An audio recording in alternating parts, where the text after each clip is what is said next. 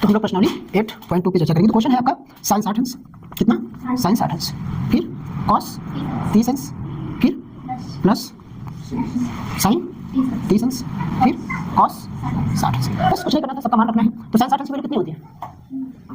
कड़ी के अंदर 3/2। कॉस 30 अंश की वैल्यू कितनी होती है?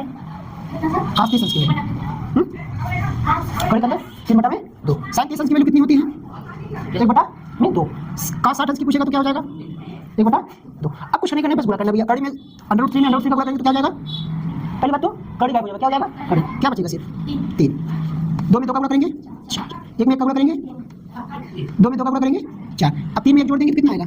4/4। तो अब इसको हम शायद काट भी सकते हैं, तो इसकी वैल्यू कितनी आएगी? दूसरा आप लोग कर लीजिएगा। क्वेश्चन नंबर हम 3 पे बात करते हैं। क्वेश्चन नंबर 3 में देखिए क्या है, कॉस 45 अंश बटे में है सेक 30 अंश प्लस कोसेक 30 अंश। ठीक है। अब cos 45 अंश की वैल्यू क्या होती है? cos 45 मतलब 1/√2, यही होगा ना? ठीक है, चलिए अब देखो यहाँ पे पूछ रहा है सेक 30 अंश का, तो cos का कितना होता है? cos 30 अंश की वैल्यू कितनी होती है? √3/2। तो इसका उल्टा क्या हो जाएगा? 2/√3। फिर यहाँ पे पूछ रहा है कोसेक 30 अंश की, तो sin 30 अंश की वैल्यू कितनी होती है? 1/2। तो इसका उल्टा कितना हो जाएगा? 2/1। चाहे 1 लिखो चाहे ना लिखो, आपकी मर्जी। अगर जरूरत समझ में आ रहा है लिखना तो लिखो, नहीं समझ में आ रहा है तो मत लिखो। अब यहाँ पे देखिए हम इसको फिर 1/2 अंडर रूट में लिख सकते हैं, नहीं लिख सकते। अब यहाँ पे देखो √3 है, यहाँ पे 1 है, तो अगर ये दोनों सेम होगा तभी तो इसको जोड़ पाएंगे, अगर सेम नहीं होगा तो हम जोड़ नहीं पाएंगे। तो हम लोग चलते हैं इधर, देखते हैं इसमें क्या करेंगे। इसको इधर लिखते हैं 1/√2। फिर यहाँ से क्या करेंगे? इसमें भी √3, इसमें भी √3 क्या करेंगे? गुणा करेंगे। क्या करेंगे? गुणा। तो ये √3 है प्लस 2/1, यहाँ भी √3, यहाँ भी √3। फिर इसको लिखेंगे 1/√2। अब इसको फिर से लिख देंगे वही √3। अब 2 में इसका गुणा करेंगे तो क्या हो जाएगा? 2/√3। 1 में इसका गुणा करेंगे क्या हो जाएगा? √3। अब देखो क्या है, सेम हो गया।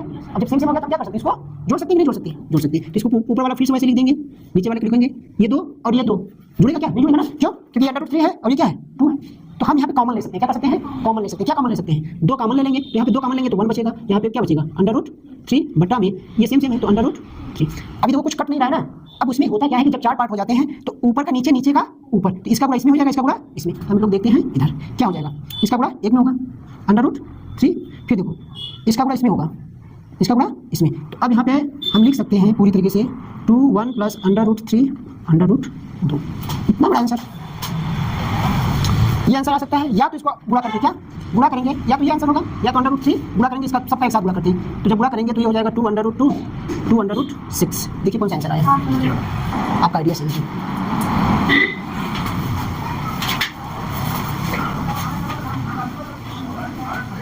और एक दिन इनके भैया को पकड़े तो इसको थोड़ा सा और ऊपर कराएं तो ज़्यादा बेटर हो जाए।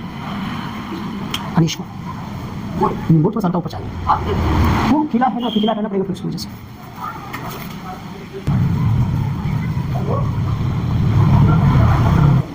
तो क्वेश्चन नंबर 4 में क्या है कि लिखा है साइन 30 अंश प्लस tan 45 अंश माइनस कोसेक 60 अंश, कितना 60 बटे में सेक 30 अंश प्लस कॉस 60 अंश प्लस कॉट 45। तो बस कुछ करना नहीं, मान रखना है। क्या करना है?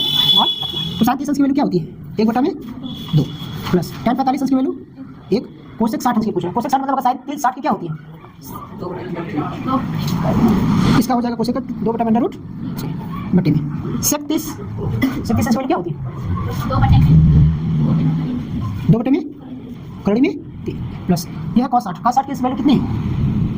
1/में cot 45 अंश की वैल्यू 1, कितना होगा? 1। अगर हम इसको सॉल्व करें, क्या करें? सॉल्व। अब करना कुछ नहीं, बस इसको सॉल्व करना है। तो भैया देखो इसका इसके नीचे कुछ नहीं है ना, तो 1 मान सकते नहीं मान सकते? तो ऐसे मान लीजिए 1, इसके नीचे कुछ है?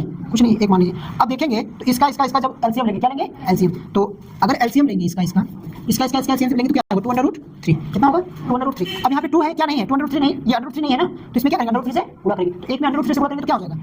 √3। अब यहाँ पे देखो क्या है? 1 है तो 2/√3 दोनों नहीं है ना, तो यहाँ पे किससे गुणा करेंगे? 2/√3 से। किससे गुणा करेंगे? 2/√3 से। तो यहाँ पे देखिए √3 है, यहाँ पे √3 क्या नहीं है? 2 नहीं है, तो 2 से इसमें गुणा करेंगे तो क्या हो जाएगा? 4 हो जाएगा। क्या हो जाएगा? 4। फिर वही कंडीशन इसमें भी है, इसमें इसका एलसीएम लेंगे तो क्या आएगा?